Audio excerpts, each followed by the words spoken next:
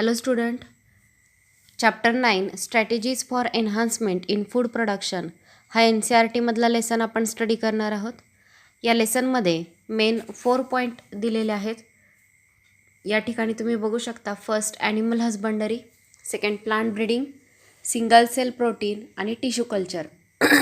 याच्यामधला first animal husbandry हा बायोसेकंडशी related part आपण या ठिकाणी डिस्कस करणार आहोत.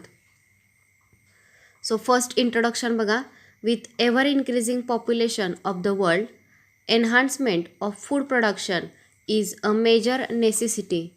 Biological principle as applied to animal husbandry and plant breeding have major role in our effort to increase food production.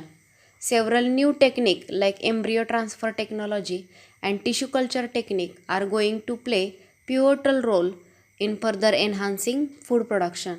So जसं population increase होतं आहे तसं फूड प्रोडक्शन इन्क्रीज होणं किंवा फूड प्रोडक्शन वाढणं ही सुद्धा एक गरज बनलेली आहे. सो वेगवेगळे biological principle like animal husbandry आणि प्लांट ब्रीडिंग जे आहेत यांचा मेजर रोल आहे फूड प्रोडक्शन इन्क्रीज करण्यामध्ये. मग आता आपण एन्हान्समेंट शिकतो आहे फूड प्रोडक्शन जे आहे त्याची एन्हान्समेंटसाठी कोणकोणत्या स्ट्रॅटेजीज यूज होतात हे आपण पाहतो आहे. तर यात ॲनिमल हजबंडरी ही एक स्ट्रॅटेजी किंवा एक टेक्निक यूज केलं जातं. Next several new technique like embryo transfer technology म्हणजे एम्ब्रियो ट्रान्सफर करणं, tissue culture technique are going to play pivotal role. So food production enhance करण्यासाठी ॲनिमल हजबंडरी, प्लांट ब्रीडिंगसारखे biological principle use केले जातात. आणि याशिवाय नवीन technique like embryo transfer technique, tissue culture technique यांचासुद्धा पिव्होटल रोल जो आहे तो याच्यामध्ये आहे. ॲनिमल हजबंडरी याच्यामध्ये animal husbandry is the agricultural practice of breeding and raising livestock. So animal husbandry काय आहे हे फर्स्ट स्टेटमेंटमध्ये दिलेलं आहे. So animal husbandry is agricultural practice of breeding and raising livestock. लाईव्हस्टॉकचं ब्रीडिंग करणं म्हणजे नवीन नवीन व्हरायटीज डेव्हलप करणं आणि रायझिंग करणं म्हणजे त्यांना ग्रो करणं. हे जे आहे हे ॲनिमल हजबंडरीमध्ये येतं. सो पुढे एकदा रिपीट करते आहे. Animal husbandry is agricultural practice. So ही एक ॲग्रिकल्चरल प्रॅक्टिस आहे ज्याच्यामध्ये लाईव्हस्टॉकचं ब्रीडिंग आणि रायझिंग केलं जातं. सो लाईव्हस्टॉक म्हणजे लिव्हिंग ऑर्गॅनिझम आणि असे लिव्हिंग ऑर्गॅनिझम जे ह्युमन बिईंगला यूजफुल आहेत. तर अशा ह्युमनला यूजफुल ऑर्गॅनिझमचं ब्रीडिंग आणि रायझिंग जे आहे ते याच्यामध्ये केलं जातं. As such it is a vital skill for farmer and is as much science as it is art. So हे फार्मरचं एक व्हायटल स्किल आहे आणि जितकं हे सायन्स आहे तितकंच हे आर्टसुद्धा आहे. Animal husbandry deals with the care of breeding of livestock like buffalo, cow, pig, horse, cattle, sheep, camel, goat etcetera. So animal हजबंडरीमध्ये कोणकोणत्या ॲनिमलचं ब्रीडिंग केलं जातं त्याचे एक्झाम्पल दिलेले आहेत. सो बफेलो आहे, cow, pig, horse, cattle, sheep, camel, goat. So तुम्हाला सगळे हे ॲनिमल नोन आहेत. सो यांचं ब्रीडिंग जे आहे त्याच्यामध्ये केलं जातं. That are useful to human. हे सगळे ॲनिमल ह्युमन बिईंगला युजफुल आहेत. सो ॲनिमल हजबंडरी म्हणजे काय, ॲनिमल हजबंडरी काय आहे आणि ॲनिमल हजबंडरीमध्ये कोणते ॲनिमल्सचं ब्रीडिंग केलं जातं हे 3 पॉईंट आपण पाहिले. सो ॲनिमल हजबंडरी हे ॲग्रिकल्चरल प्रॅक्टिस आहे ज्याच्यामध्ये ब्रीडिंग आणि रायझिंग ऑफ लाईव्हस्टॉकचं ब्रीडिंग आणि रायझिंग जे आहे त्याच्यामध्ये केलं जातं. नेक्स्ट हे जितकं स्किल आहे किंवा आर्ट आहे ते जेवढं सायन्स आहे तितकंच हे आर्टसुद्धा आहे, स्किल आहे, त्याच्यामध्ये कला आहे. नेक्स्ट ॲनिमल हजबंडरीमध्ये कोणत्या ॲनिमलचं ब्रीडिंग होतं तर buffalo, cow, pig, horse, cattle, sheep, camel, goat यासारख्या ॲनिमलचं. That are useful to human. Extended it include poultry farming and fishery. So या ॲनिमलबरोबरच पोल्ट्री फार्मिंगसुद्धा याच्यामध्ये इन्क्लूड केलं जातं. मग पोल्ट्री फार्मिंगमध्ये वेगवेगळे बर्ड्स जे आहेत ते रिअर केले जातात आणि फिशरीमध्ये फिश फार्मिंग केलं जातं. तर फिशरी काय काय इन्क्लूड करतं ते पुढे दिलेलं आहे. So fisheries include rearing, catching, selling etcetera of fish. So फिशरीमध्ये फिशचं रिअरिंग केलं जातं, फिश कॅचिंग केलं जातं आणि त्यांचं सेलिंग केलं जातं. नेक्स्ट फिशबद्दल जसं तसं मोल्युस्कस, शेलफिश अँड क्रुस्टॅशियन, प्रॉन, त्यानंतर क्रॅब यासारखे क्रिस्टाशियन जे ते सुद्धा फिशरीमध्ये इन्क्लूड केले जातात. सो फिशरीमध्ये काय काय इन्क्लूड होतं हे नीट लक्षात ठेवा. Fishery include rearing and catching of fish. याशिवाय मोल्युस्कस आणि क्रुस्टाशियन ह्या सगळ्यांचं रिअरिंग, कॅचिंग आणि सेलिंग ह्या गोष्टी याच्यामध्ये इन्क्लूड होतात. Next, since time immemorial animals like bees, silkworm, prawn, crab, fishes, birds, pig, cattle, sheep and camel have been used by human for product like milk, egg, meat, wool, silk, honey, etc. So बऱ्याच टाईमपासून वेगवेगळे animals कोणते, honey bees, silkworm, prawn, crab, fish, birds, pig, cattle, sheep आणि camel हे जे animals आहेत यांचे product rear केले जातात. प्रोडक्ट्स या ॲनिमलकडून घेतले जातात. मग कोणकोणते प्रोडक्ट्स दिलेले आहेत बघा. म्हणजे कॅटल्सकडून मग काऊ, बफेलो, गोट यांच्यापासून आपल्याला मिल्क मिळतं. आपण जे बर्ड्स रिअर करतो त्यांच्यापासून एग आणि मीट मिळतं. नेक्स्ट, ॲनिमल्सपासून आपल्याला वूल मिळते, सिल्कवर्मपासून सिल्क, हनीबीपासून हनी. सो असे वेगवेगळे प्रोडक्ट जे आहेत ते ॲनिमलपासून मिळतात. सो आत्तापर्यंत जो पॉईंट आपण इंट्रोडक्टरी पाहिला याच्यामध्ये लक्षात ठेवा, ॲनिमल हजबंडरी हे ॲग्रिकल्चरल प्रॅक्टिस आहे ज्याच्यामध्ये ब्रीडिंग आणि रायझिंग ऑफ लाईव्हस्टॉक केलं जातं. त्यानंतर हे जितकं स्किल आणि सायन्स आहे तेवढंच हे आर्ट आहे. नेक्स्ट, ॲनिमल हजबंडरीमध्ये कोणकोणते ॲनिमल्स रिअर केले जातात हे दिलेलं आहे. फिशरीमध्ये rearing, catching and selling of fish, molluscs आणि क्रिस्टाशियन. सो फिश, मोल्युस्कस तुम्हाला माहिती आहेत आणि क्रिस्टाशियन. सो यांचं रिअरिंग, कॅचिंग आणि सेलिंग केलं जातं. आणि अगदी इमोमेरेबल टाईमपासून ह्युमन बिंग जे आहेत ते bee, silkworm, prawn, crab, fish, bird, pig, cattle हे ॲनिमल जे आहेत ते कशासाठी रिअर करतो, तर milk, egg, meat, wool, silk, honey यांच्या प्रोडक्शनसाठी. सो पॉईंट इझी आहे. तुम्हाला या पूर्ण लेसनमध्ये आपण कोणते ॲनिमल रिअर करतो, कोणते प्रोडक्ट घेण्यासाठी रिअर करतो, त्यांचा रिअरिंग करताना काय काय केअर घ्यायची असते हे सगळे पॉईंट आपण स्टडी करणार आहोत. Next, it is estimated that more than 70% of the world livestock population is in India and China. However it is surprising to note that contribution to the world farm produce is only 25%. So बघा, India आणि China या दोन कंट्रीमध्ये मिळून पूर्ण वर्ल्डच्या 70% लाईव्हस्टॉक ह्या दोन कंट्रीमध्ये आहे. म्हणजे जगभरामध्ये जेवढे ॲनिमल्स रिअर केले जातात त्यापैकी 70% ॲनिमल फक्त दोन कंट्रीमध्ये आहेत, इंडिया आणि चायना. मात्र हे सरप्रायझिंग किंवा आश्चर्यकारक गोष्ट आहे की या दोन कंट्रीचं प्रोडक्शन जे आहे ते फार्म प्रोडक्शन जे आहे ते पूर्ण वर्ल्डच्या फक्त 20% आहे. सो आपल्या लक्षात येईल की ॲनिमल भरपूर रिअर केले जात आहेत इंडिया आणि चायनामध्ये, मात्र त्यांच्यापासून मिळणारा जो प्रोडक्ट आहे तो प्रोडक्ट वर्ल्डशी कम्पेअर करता खूप कमी आहे. Okay, so that is productivity per unit is very low. Hence, in addition to conventional practices of animal breeding and care, newer technologies also have to be applied to achieve improvement in quality and productivity. So conventional practices, पारंपरिक पद्धती ज्या आहेत animal ब्रीडिंगच्या किंवा care घेण्याच्या, याच्यामध्ये नवीन नवीन technology use करणं, apply करणं गरजेचं आहे. तरच प्रोडक्टिव्हिटी इन्क्रीज होऊ शकते, त्याची क्वालिटी इम्प्रूव्ह होऊ शकते. सो याच्यासाठी आपल्याला नवीन टेक्निक यूज करणं गरजेचं आहे. सो इथंपर्यंत ॲनिमल हजबंडरीमध्ये आपण ॲनिमलचं रिअरिंग काही प्रोडक्ट मिळवण्यासाठी करत असतो. मात्र हे भरपूर तुम्हाला प्रोडक्ट मिळावं आणि त्याची क्वालिटी चांगली असावी यासाठी नवीन नवीन टेक्निक जे आहेत ते यूज करणं गरजेचं आहे. Next, management of farm and farm animals.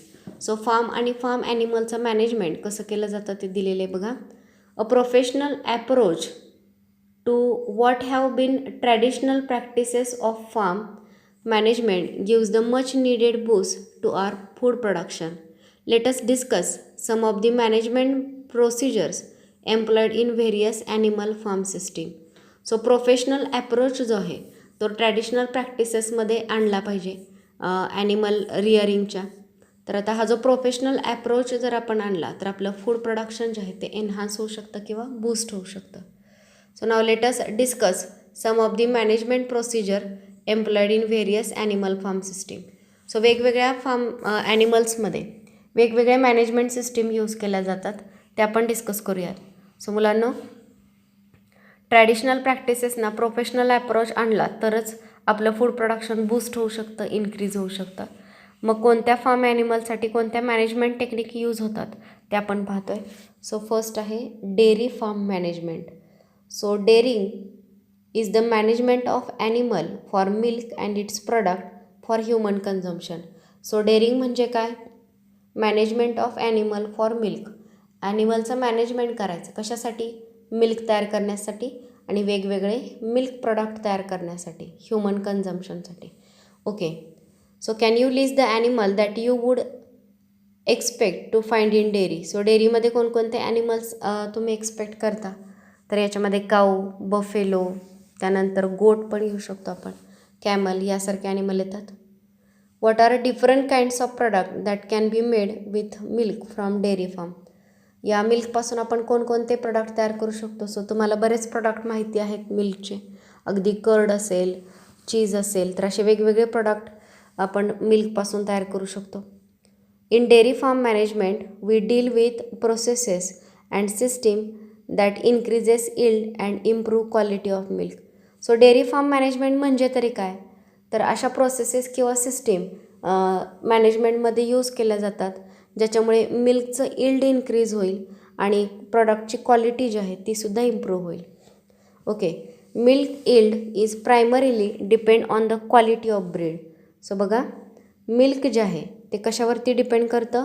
तर फर्स्ट क्वालिटी ऑफ ब्रीड. आपण जो ब्रीड यूज करतो आहे तर त्या ब्रीडची quality. So selection of good breed having high yielding quality. So चांगल्या क्वालिटीचं ब्रीड पहिल्यांदा सिलेक्ट करणं की जो ब्रीड जास्तीत जास्त इल्ड, जास्तीत जास्त प्रोडक्ट देण्याचं ज्याच्याकडं पोटेन्शियल आहे असा ब्रीड सिलेक्ट करणं ही सगळ्यात महत्त्वाची पहिली स्टेप आहे. सो बघा, मिल्क इल्डची क्वालिटी आणि क्वांटिटी जर तुम्हाला चांगली हवी असेल तर सगळ्यात पहिली महत्त्वाची स्टेप आहे selection of good breed having high yielding potential. So मी जो आता पॉईंट सांगितला हा नीट लक्षात ठेवा.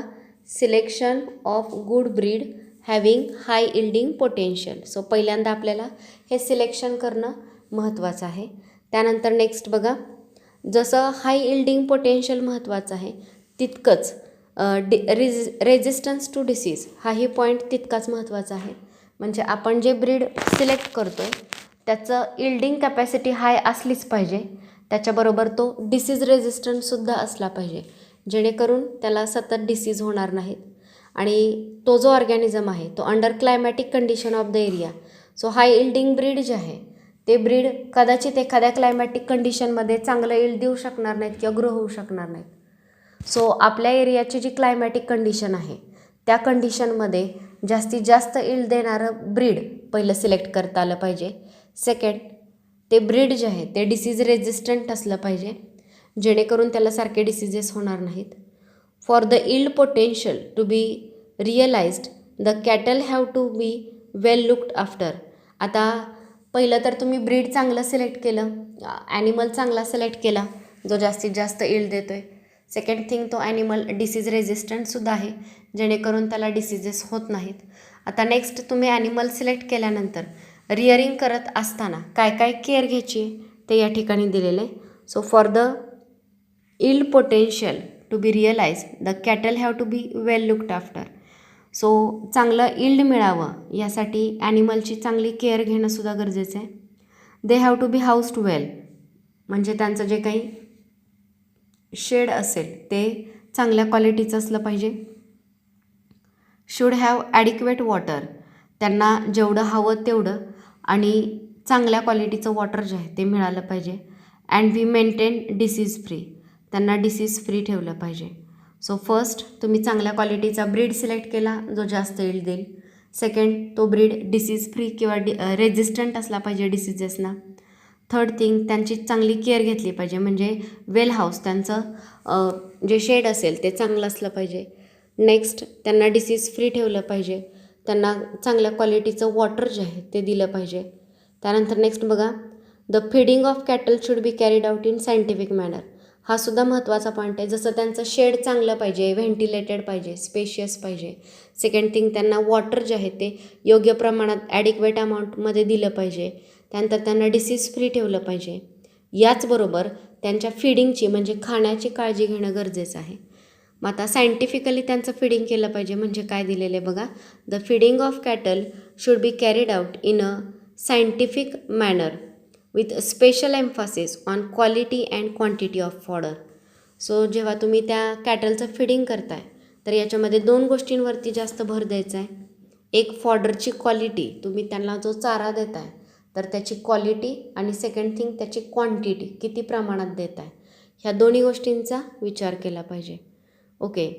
त्यानंतर नेक्स्ट बघा, besides stringent cleanliness and hygiene both of the cattle and the handler are of paramount important while milking, storage and transport of milk and its product. मग आधीच्या कंडिशन बरोबरच अजून एक महत्त्वाची गोष्ट आहे ती म्हणजे क्लीनलीनेस आणि हायजीन. सो क्लीनलीनेस कोणाचा, तर कॅटलचा आणि त्या कॅटलला हँडल करणारा, ह्या दोघांमध्ये क्लीनलीनेस आणि हायजीन जो आहे तो फॉलो केला पाहिजे. कधी क्लीनलीनेस मेंटेन केला पाहिजे, सो मिल्किंग म्हणजे दूध काढताना, दूध स्टोअर करताना आणि ट्रान्सपोर्ट करताना, ह्या प्रत्येक स्टेपमध्ये हायजीन जे आहे ते फॉलो केलं पाहिजे. म्हणजे चांगलं यील्ड मिळावं डेअरीमध्ये, यासाठी आपण काय काय आत्तापर्यंत पॉईंट पाहिले. त्यात फर्स्ट मी तुम्हाला सांगितलं डेअरी मॅनेजमेंटमध्ये की पहिल्यांदा तर चांगलं प्रॉडक्ट मिळावं यासाठी चांगला ब्रीड सिलेक्ट करता आला पाहिजे ज्याचा यील्ड हाय असेल. सेकंड थिंग, तो ब्रीड डिसीज रेजिस्टंट असला पाहिजे. नेक्स्ट, त्याची प्रॉपर केअर घेतली पाहिजे, म्हणजे वेल हाऊस्ड असले पाहिजेत ते. नेक्स्ट, त्यांना ॲडिक्वेट अमाऊंटमध्ये वॉटर दिलं पाहिजे. त्यानंतर नेक्स्ट, आपण त्यांना डिसीज फ्री ठेवलं पाहिजे. त्यानंतर त्यांना जे आपण फिडिंग करतो आहे, जे फूड मटेरियल देतो आहे, तर त्या फॉडरची क्वालिटी आणि क्वांटिटी चांगली असली पाहिजे. आणि याशिवाय काऊ आणि त्या कॅटल आणि त्याचे हँडलर जे आहेत यांनी क्लीनलीनेस आणि हायजीन जो आहे तो फॉलो केला पाहिजे while milking, storage and transport of milk and milk product. Next बघा, nowadays of course much of these processes have become mechanised which reduces chances of direct contact of the product with handler. आत्ता तुम्ही पाहाल की यातल्या बऱ्याच process जे आहेत ते मशीनाईज झालेल्या आहेत, किंवा बऱ्याच ह्याच्यामध्ये अगदी मिल्किंगसाठी सुद्धा मशीन जे आहेत ते यूज केले जातात, जेणेकरून त्या प्रॉडक्टची कमीत कमी हँडलिंग होईल.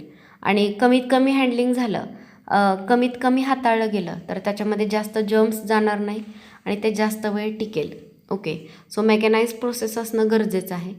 इन्शुअरिंग this stringent measure would of course require regular inspection with proper record keeping.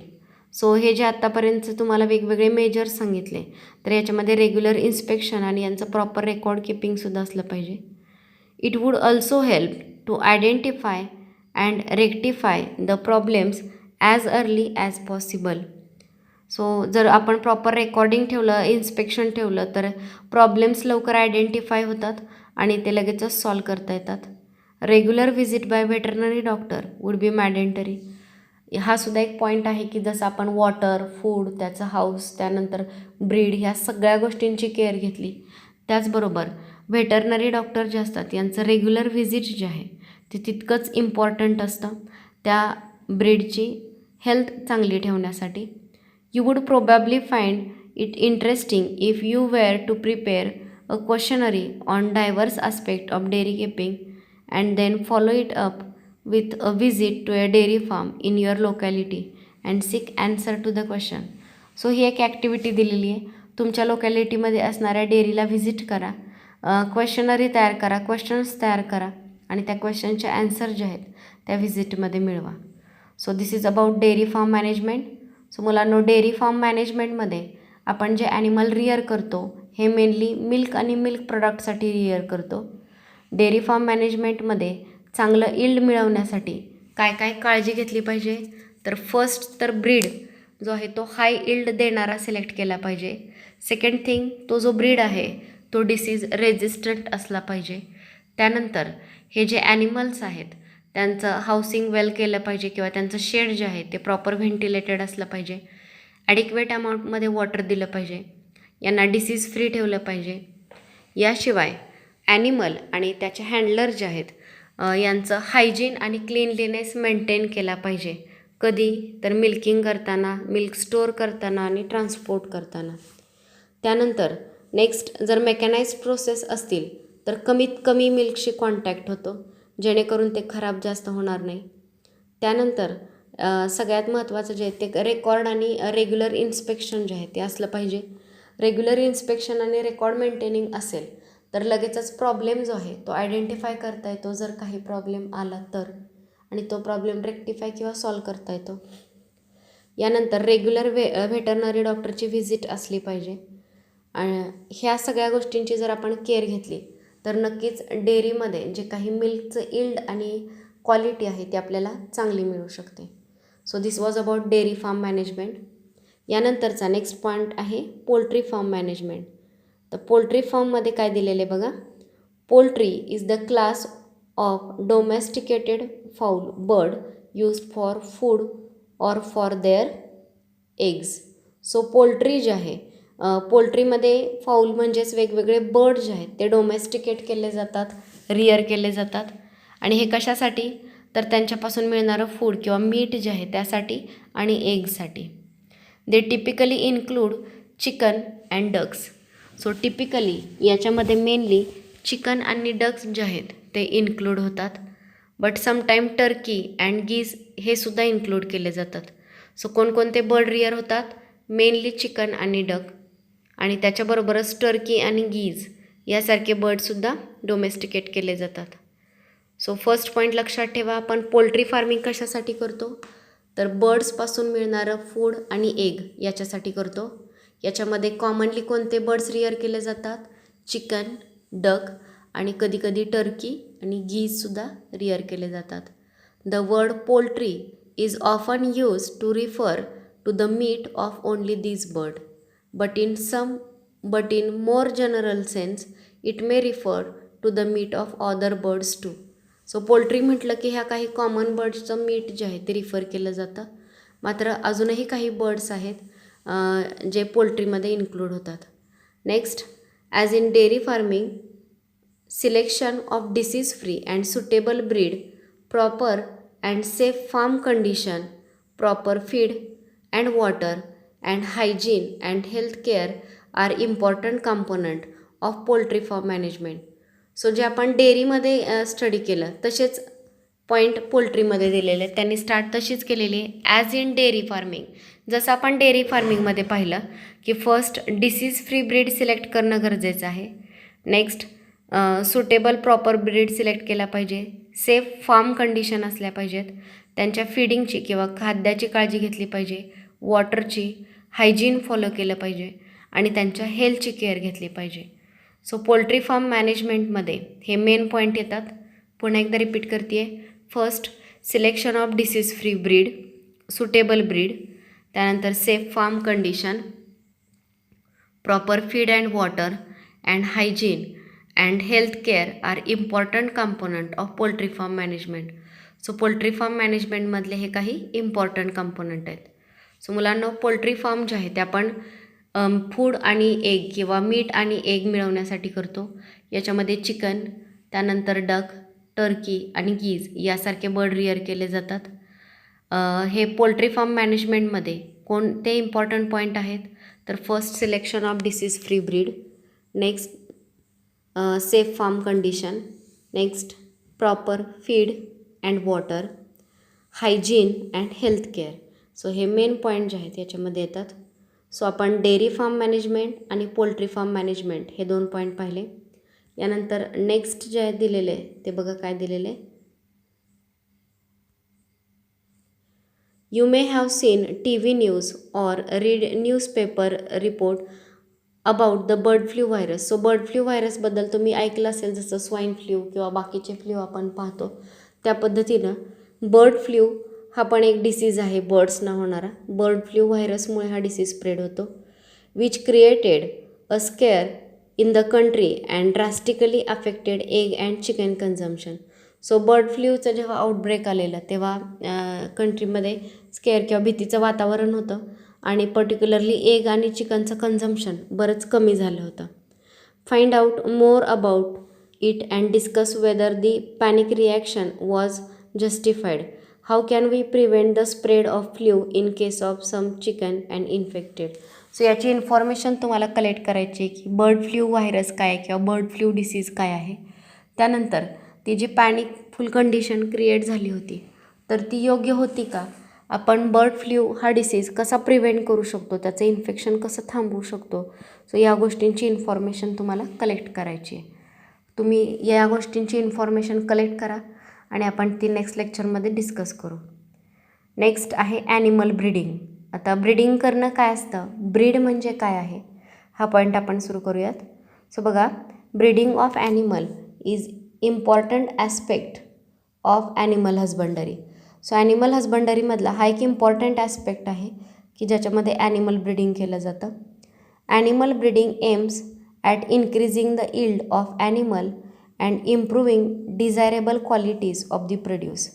So animal breeding कशासाठी केलं जातं, एक इल्ड इन्क्रीज करण्यासाठी आणि दोन, तो जो ॲनिमल आहे त्याच्यामध्ये डिझायरेबल क्वालिटीज ॲड करण्यासाठी किंवा इम्प्रूव्ह करण्यासाठी आपण ब्रीडिंग करतो. पुन्हा एकदा सांगते, ॲनिमल हजबंडरीमध्ये एक महत्त्वाचा ॲस्पेक्ट आहे ते म्हणजे ॲनिमल ब्रीडिंग. ॲनिमल ब्रीडिंग जे आहे ते कशासाठी केलं जातं, तर first increasing the yield of animal, त्या ॲनिमलचं इल्ड वाढावं म्हणून, आणि second improving the desirable qualities of the produce किंवा प्रोडक्ट जे असतो त्याच्या क्वालिटीज इम्प्रूव्ह व्हाव्यात यासाठी आपण ॲनिमल ब्रीडिंग करतो. ओके, सो ॲनिमल ब्रीडिंग का करायचं, तर फर्स्ट तुम्हाला सांगितलं इन्क्रीजिंग इल्ड आणि second thing increasing desirable quality of the product. For what kind of character would we breed animal, would the selection of character differ with the choice of animal. Yes, for what kind of character would we breed animal, कोणत्या कॅरेक्टरसाठी आपण animal breeding करतो, तर एक हाय yielding breed आपल्याला मिळावा, दोन तो जो ब्रीड आहे तो डिसीज फ्री असावा, त्यानंतर अशा वेगवेगळ्या कॅरेक्टरसाठी आपण ब्रीडिंग करतो. Would the selection of character differ with the choice of animal, ॲनिमलनुसार कॅरेक्टर चेंज होतात का, सो कधी कधी ॲनिमलनुसार कॅरेक्टर चेंज होतात. Next, what do we understand by the term breed. Breed म्हणजे काय, तर बघा, a group of animal related by descent and similar in most character like general appearance, feature, size, configuration, etc. are said to belong to a breed. So breed म्हणजे काय, group of animal, ॲनिमलचा group आहे which is related by descent and similar in most character. म्हणजे हे जे animal आहेत ते related असतात एकमेकांशी आणि यांच्यामध्ये बरेच कॅरेक्टर सिमिलर असतात. कोणते, तर जनरल ॲपिअरन्स, त्यांचं बाहेरून दिसणं असेल, फीचर, साईज, कन्फिगरेशन, असे कॅरेक्टर सेम असतात. सो अशा ऑर्गॅनिझमना ब्रीड असं म्हटलं जातं किंवा एकाच ब्रीडचे असं मानलं जातं. सो पहिल्यांदा ब्रीड नीट समजून घ्या. ब्रीड जो आहे it is group of animal. Breed म्हणजे ॲनिमलचा ग्रुप. मग कोणत्या ॲनिमलचा group, which are related by descent, जे त्यांचे पूर्वज जे आहेत किंवा जे एकमेकांशी रिलेट करणारे ऑर्गॅनिझम आहेत. सेकंड थिंग, त्यांच्यामध्ये बरेच कॅरेक्टर सिमिलर असले पाहिजेत. मग कोणते कॅरेक्टर, लाईक जनरल ॲपिअरन्स, त्यांचा ॲपिअरन्स असेल, फीचर, साईज, कन्फिगरेशन यासारखे कॅरेक्टर जे आहेत ते त्यांचे सिमिलर असले पाहिजेत. तर त्या ॲनिमलच्या ग्रुपला आपण काय म्हणणार आहोत, breed. So find out the name of some common breed of cattle and poultry in the farm of your area. So ब्रीडचे नेम त्यांनी विचारलेत आणि इथं बाजूला दोन ब्रीड दिलेले आहेत. त्यातली ए जी आहे ती जर्सी आहे आणि बी जे आहे ते लेघॉर्न, ही चिकनची ब्रीड आहे. सो कॅटलमध्ये आपल्याला वेगवेगळ्या ब्रीड पाहायला मिळतात, जसं की जर्सी आत्ता आपण पाहिलं, त्यानंतर होलस्टेन असेल, त्यानंतर स्विस आहे. सो अशा वेगवेगळ्या व्हरायटीज, वेगवेगळ्या ब्रीड आपल्याला कॅटलमध्ये पाहायला मिळतात. तसंच चिकनमध्ये ब्रह्मा, कोचीन, आता आपण पाहिलं लेघॉर्न, ॲसेल, कडकनाथ, अशा वेगवेगळ्या ब्रीड ज्या आहेत त्या आपल्याला चिकन्समध्ये पाहायला मिळतात. So these are the various examples of cattle and chicken breed. Fan breeding is between animal of same breed. म्हणजेच बघा, एकाच ब्रीडच्या, एकाच ग्रुपमधल्या ॲनिमलमध्ये जेव्हा आपण ब्रीडिंग करतो, त्यांच्यामध्ये रिप्रोडक्शन घडवून आणतो, तेव्हा त्याला इनब्रीडिंग असं म्हटलं जातं. आणि जेव्हा आपण दोन वेगवेगळ्या ब्रीडच्या ॲनिमलमध्ये रिप्रोडक्शन घडवून आणतो, त्यांच्यामध्ये क्रॉस करतो, तेव्हा त्याला आउटब्रीडिंग असं म्हटलं जातं. सो सगळ्यात फर्स्ट ब्रीड म्हणजे ॲनिमलचा ग्रुप ज्यांचे डिसेंट रिलेटेड असतात, त्यांचे एक्सटर्नल फीचर, ॲपिअरन्स, साईज, कन्फिगरेशन ह्या गोष्टी सिमिलर असतात, अशा ॲनिमलच्या ग्रुपला आपण ब्रीड असं म्हणतो. जेव्हा ब्रीडिंग करतो तेव्हा त्या ब्रीडिंगचे मेन 2 टाईप येतात, इनब्रीडिंग आणि आउटब्रीडिंग.